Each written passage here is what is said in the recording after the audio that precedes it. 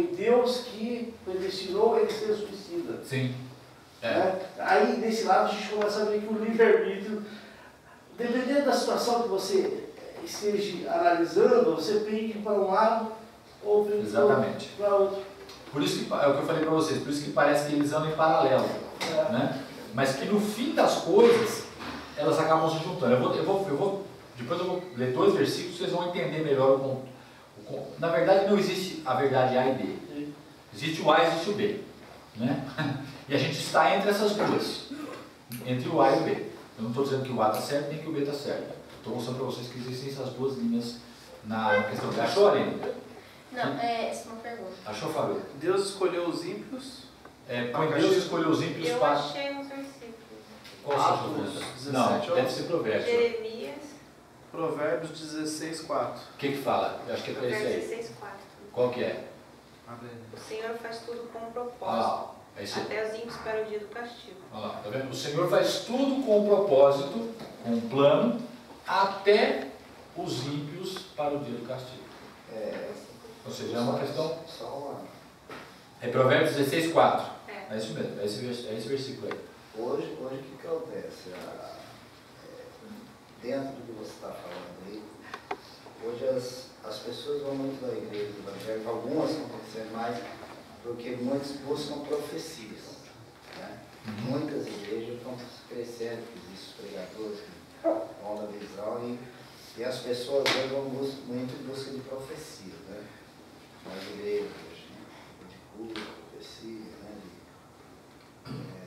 Todas essas coisas. Mas as igrejas, assim, então, elas estão trabalhando muito em cima disso, né? A profecia, não sei, entra sobre predestinação?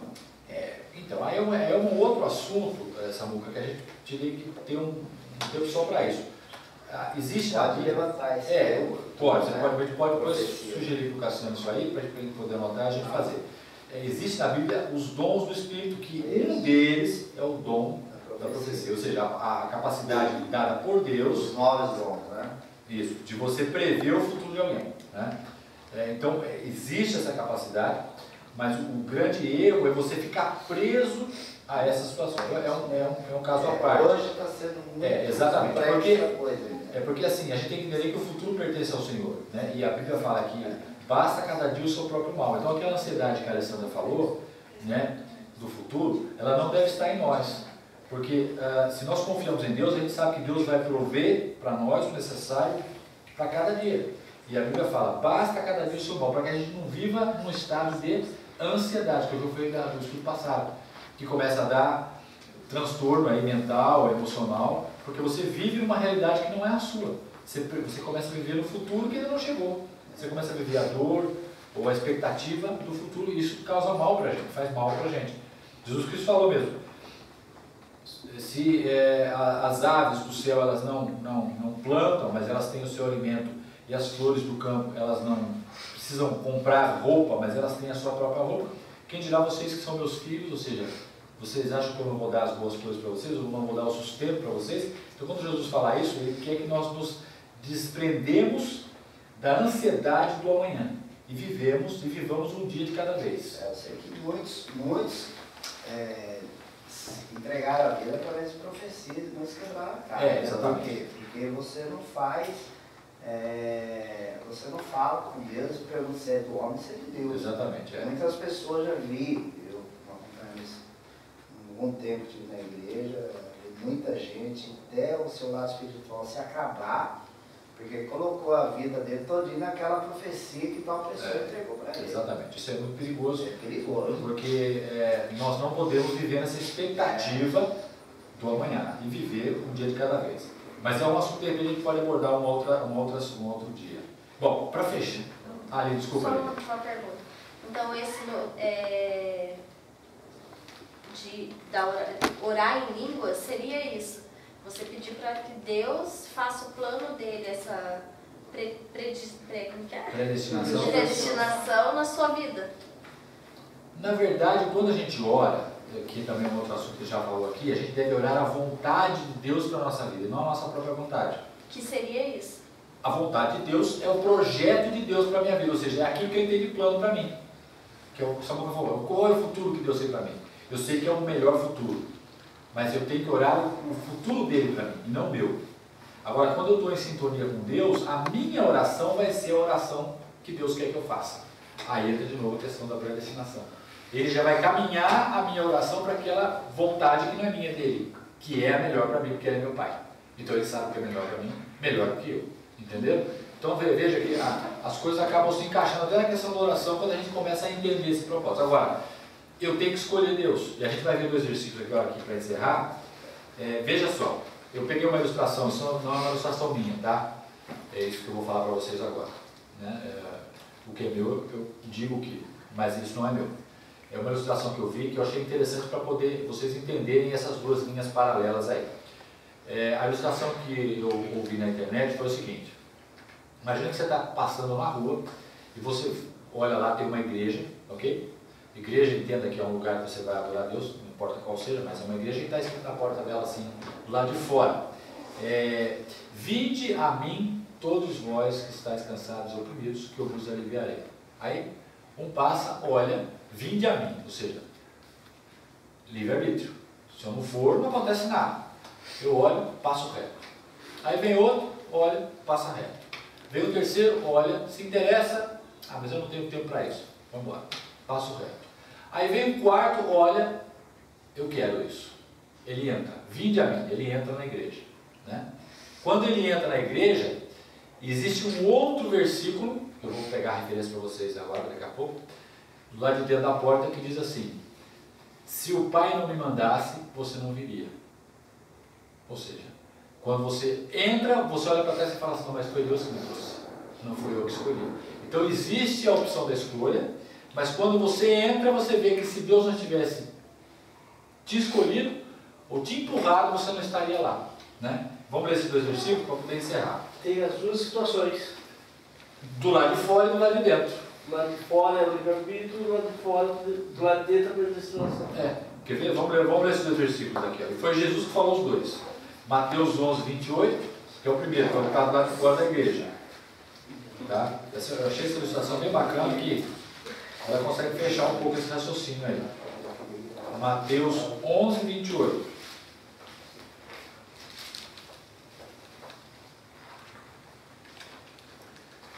Acharam? Eu vou ler aqui. Ó. Então, do lado de fora da igreja está assim: venham a mim, a minha versão aqui, todos os que estão cansados e sobrecarregados, e eu lhes darei descanso. Venham, você tem que vir.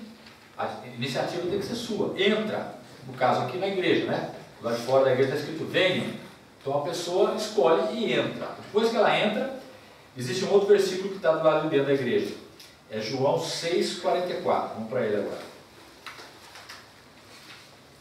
João 6, 44.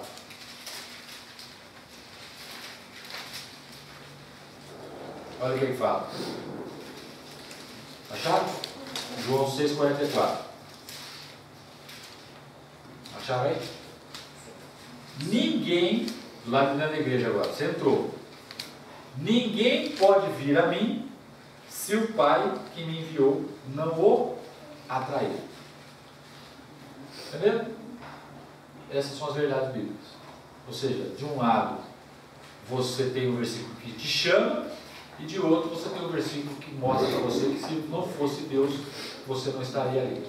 Então a gente percebe que as duas coisas caminham juntas, mas que no final elas acabam, parece que meio que se complementando uma a outra. Ok? E a gente fica nesse meio aí, porque a gente não tem, a questão principal é que a gente não tem lógica humana para entender que a Bíblia, queridos, é a revelação de Deus para o homem. Né? E ele é um livro que quanto mais você cava, mais você vai ter que cavar. E nunca você vai chegar no final. Porque existem mistérios aqui que são incompreensíveis para a nossa capacidade de raciocínio lógico. Elas têm fundamento, mas não para a nossa momentânea limitação de raciocínio. Ok? Na realidade, então, pelo que eu entendi, seria assim: livre-arbítrio, a gente tem opção de escolha. E a predestinação é a escolha de Deus. Ele que escolheu tal situação para que você estivesse em tal lugar, naquele momento. Você, teoricamente, não tem uma escolha, porque essa escolha é de Deus. E no livre-arbítrio você pode escolher entre o certo e o errado, digamos assim. E o livre-arbítrio ele acaba passando pela escolha de Deus. Mas é um livre-arbítrio, é o que o Ivan falou, eu tenho essa noção de escolha. Eu escolhi, mas na verdade, o que a Bíblia fala é que na verdade foi Deus que me escolheu. Mas eu tenho noção de escolha, ou seja, eu tive que dar um passo. Sabendo te dá Essa liberdade. Sabe? Tudo posso, mas nem tudo me convém. É o livre-arbítrio. O mesmo Paulo que escreveu a questão, vocês foram eleitos, predestinados, papapá, esse mesmo Paulo, fecha a porta lá. Esse mesmo Paulo que escreve sobre o livre-arbítrio, pela predestinação, ele escreveu esse texto que está falando aí. Tudo posso, mas nem tudo me convém. Ou tudo me é lícito, na versão correta, mas nem tudo me convém. É livre-arbítrio. Entendeu? Então a gente pode dizer assim, Deus está sempre comigo, mas eu nem sempre estou com Deus. Quando eu não estou com Deus, eu tenho esse poder de escolha. Mas quando eu estou com Ele, a escolha dele é sobre a minha vida. Mesmo quando você não está com Ele, Ele está no controle. Ele nunca está fora do controle. Né? Ele aparece, onde é que está Deus? Olha quanta tragédia está acontecendo aí. É o tempo dele dessas coisas acontecerem.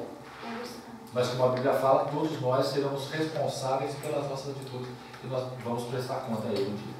Um ponto aí que eu pensei, né? O livre-arbítrio é melhor para a gente, mas a coisa começa a complicar quando você passa pelo amar o próximo como a si mesmo. Né? Porque nem sempre o melhor para a gente é o melhor na situação, o melhor para o todo. Eu acho que é aí que é o conflito. Às vezes o melhor para mim não é o melhor para o outro, o melhor para o outro não é o melhor para mim. Eu acho que é um dos desafios do livre-arbítrio, porque senão as pessoas assim, não seria muito fácil até. Eu acho que o desafio é vencer as diferenças também, né, no livre-arbítrio. Quando você quer uma coisa, a outra pessoa quer outra, a necessidade. Entendi. Mas aí nesse caso, Fátima, existe uma colocação que vai abrir a sua pergunta. Na questão humana, o meu livre-arbítrio, a minha escolha, pode não ser a escolha do Cláudio. Porque eu penso no meu umbigo e ele pensa no dele, porque nós temos naturezas egoístas. Ou seja, o homem ele é naturalmente egoísta. Ele não é altruísta. O altruísmo não faz parte da nossa natureza. Faz parte do egoísmo. Então eu vou pensar sempre primeiro em mim e depois no outro, que é o que você está falando. Aí não há consenso. Mas quando há o Espírito Santo na nossa vida e a natureza de Deus começa a habitar em nós, surgem novos caminhos. Surge o altruísmo. Aí eu penso mais em você do que em mim. Ou seja, eu venço a barreira do egoísmo. Mesmo que isso gere conflito em mim. Isso até que se constrói um caminho assim, acaba se achando. Exatamente. Acaba se achando. Porque construindo uma opção comum. Porque veja bem, isso é o fato que a gente lida com o casamento, é o que vai dar o equilíbrio no casamento. Por que o casamento não dá certo? Porque eu penso em mim e você pensa em você. E o casamento é uma troca. Né? Enquanto existir o egoísmo dentro dos parceiros, não há o casamento, como a Bíblia fala, de uma só carne, ou seja, um só pensamento. Quando eu deixo o meu pensamento de lado e a minha esposa deixa, não por força própria, mas com a ação de Deus na vida de cada um dos cônjuges, a gente chega num consenso que não é nosso, é de Deus. Né? Aí o que vale, que parece ser uma concepção minha, mas não é, e da minha esposa, mas não é, é de Deus, aí a gente consegue andar junto, mesmo sendo diferente. Porque a nossa diferença não é mais empecilho. Casamento, pai. Qualquer coisa, qualquer situação. Por isso que o grande desafio do cristianismo é você falar, amar ao próximo como a si mesmo, é o que Jesus falou, entendeu? Porque aí você quebra o egoísmo. Mas só é possível quebrar o egoísmo e você começar a pensar dessa forma quando você deixa o Espírito Santo mudar a sua índole. Senão você vai ser egoísta, eu vou ser, você vai ser, e a gente vai se, como é que as pessoas falam? Nós vamos se suportar.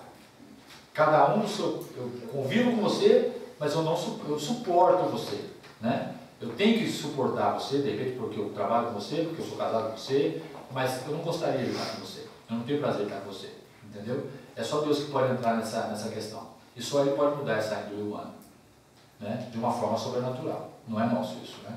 O natural nosso é cada um dá para um lado e é o que você falou. não vai existir amor, não vai existir acordo, não vai existir absolutamente nada. Né? Cada um pensa em si próprio, que é o que a gente está vendo aí. Deixa eu só perguntar uma coisa. É uma coisa que me deixa assim meio confusa. Existe um lugar errado na hora errada? Ou teria que estar ali? Existe. Existe porque, veja, tem gente que está no lugar errado na hora errada. Existe. Não estava ali predestinado a acontecer aquilo. Não, então, se você for pensar na Deus sabe que essa pessoa estaria ali no lugar errado na hora errada. Ele sabe.